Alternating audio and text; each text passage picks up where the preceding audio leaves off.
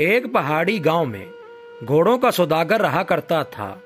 सौदागर का नाम रुस्तम था। वो जितना चालाक और फरेबी था उतना जालिम भी था। उसकी जुबान कैंची की तरह चलती थी। सीधे सादे लोगों को चर्ब जुबानी से अपने जाल में फंसाकर उन्हें लूट लेता और उन पर बिल्कुल रहम नहीं करता था।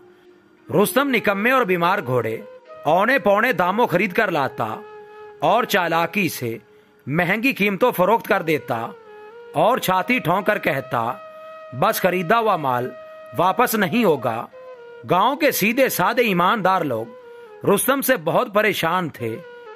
वो उसका कुछ नहीं बिगाड़ सकते थे क्योंकि उस गांव में घोड़ों का कोई दूसरा ताजिर ना था और यूं भी रुस्तम ऊपर के हाकिमों से बनाकर रखता था, इसलिए लोग उससे डरते थे। एक रोज एक बूढ़ा किसान घोड़ा खरीदने के लिए रुस्तम के पास गया। वो सूरत से ही सीधा साधा आदमी लगता था। रुस्तम ने उसे ताड़ लिया और दिल में यह ठान ली कि इसे बेवकूफ बनाऊंगा और ठग लूंगा। रुस्तम उसे देखते ही बोला, मैं जानता हूं कि तुम्हें घोड़ा चाहिए, लेकिन मेरे पास तुम्हारे लिए कोई घोड़ा नहीं, क्योंकि तुम एक बूढ़े आदमी हो और तुम्हारे लिए कोई बूढ़ा जानवर ही मुनासिब होगा। किसान बोला, नहीं, ऐसी कोई बात नहीं, मुझे एक जवान और तंदुरुस्त घोड़ा चाहिए, मैं उसके मुनासिब दाम दूंगा। अब रुस्तम ने अपनी लच्छेदार गुफ्तगू शुरू की। बोला, अबे नौजवान घोड़ा तुम्हारे लिए दुरुस्त नहीं है, उस पर तुम सवारी ना कर सकोगे, वो तुम्हें रास्ते में ही उल्टा देगा, तुम्हारी हड्डी पसली एक हो जाएगी। ठहरो, मैं तुम्हारे लिए एक मुनासिब घोड़ा ला रहा हूं। किसान बोला, अच्छा तुम पहले घोड़ा तो दिखाओ। रुस्तम ने कहा, तुम बताओ कितनी रकम खर्च करोगे। किसान ने सादगी से जवाब दिया, ज्यादा से ज्यादा 200 रुपए। बस ठीक है, रुस्तम ने कहा, निकालो 200 रुपए और घोड़ा मैं अभी लाता हूं। किसान पहले तो हिचकिचाया, फिर पैसों की थैली निकालकर रुस्तम के हवाले कर दी। उसने वो रुपए गिनकर अपनी जेब में डाले।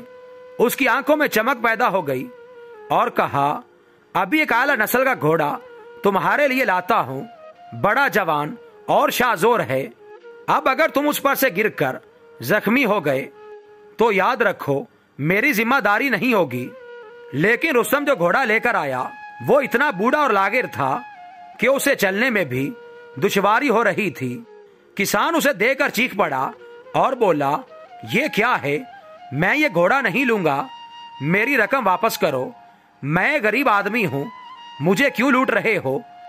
रुस्तम ने बूढ़े की चीखों पुकार पर कोई तवज्जो ना दी और कहा, तुम तो बेवकूफ हो, इसे ले लो, ये बहुत अच्छा है, 200 रुपए में और क्या लोगे। तुम्हें तो मेरा उसूल मालूम ही होगा, यहां खरीदा हुआ माल वापस नहीं होता। बूढ़ा किसान अपनी नादानी पर आंसू बहाता घोड़े की बाग हाथ में पकड़े घर की तरफ चल पड़ा। वो जरा ही दूर गया था कि गुल खान रास्ते में मिल गया। गुल खान एक बहादुर और रहमदिल सरदार था। बूढ़े किसान ने उसे अपनी दर्द भरी कहानी सुनाई तो वो बोला, तुम आहिस्ता आहिस्ता आगे चलो, मैं एक तरकीब निकालता हूं, इस तरह शायद तुम्हारी रकम मिल जाए। ये कहकर वो रुस्तम के डेरे पर पहुंचा, जो अपनी कामयाबी पर खुश बैठा मूंछों को ताव दे रहा था। अलैक सलैक के बाद गुल खान ने कहा, रुस्तम, मुझे घोड़ा चाहिए जो बूढ़ा हो और जरा कमजोर हो। तुम तो जानते हो मेरा बाप अब किसी अच्छे तंदुरुस्त और जवान घोड़े पर सवारी करने की ताकत नहीं रखता। मैं इस घोड़े के तुम्हें 600 रुपए तक देने को तैयार हूं। रुस्तम खान बोला, तुम यहीं ठहरो, मैं अभी आता हूं। उसने असबल से अपना तेज रफ्तार घोड़ा निकाला। खुशी से उसे तेज दौड़ाता हुआ रास्ते में बूढ़े किसान को जा लिया। बूढ़े को रास्ते में रोककर रुस्तम ने कहा, बड़े मियां, तुम अपने पैसे वापस लो और मेरा घोड़ा वापस कर दो। बूढ़े किसान ने कहा, नहीं, ऐसा नहीं हो सकता, मैं अपनी खरीदी हुई चीज वापस नहीं करता। रुस्तम ने पहले तो किसान को आंखें दिखाई, फिर खुशामद करने लगा। आखिर में गिड़गिड़ा कर बोला, खुदा के लिए मुझ पर रहम करो, चलो तुम अपना मुनाफा ले लो, मैं इसके 300 रुपए दूंगा। नहीं मानते, चलो 350 रुपए ले लो। अरे भाई 400 रुपए ही ले लो, मैं इससे ज्यादा एक कौड़ी नहीं दे सकता। 200 के 400 मिल रहे हैं।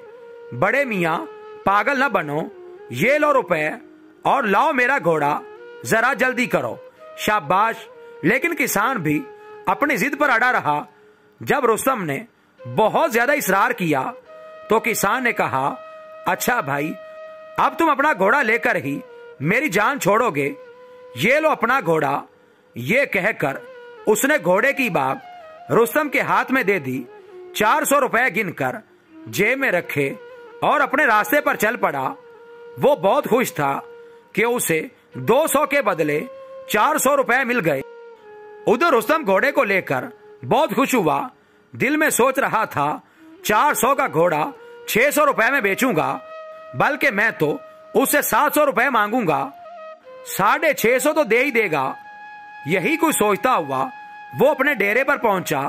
वहां पहुंचकर देखा कि गुल खान वहां से जा चुका था। रुस्तम ने अपना मुंह पीट लिया। उसकी आंखों से आंसू जारी हो गए। उसने कहा, हाय मैं तो लुट गया। काफी रोज बाद गुल खान और रुस्तम का आमना सामना हुआ।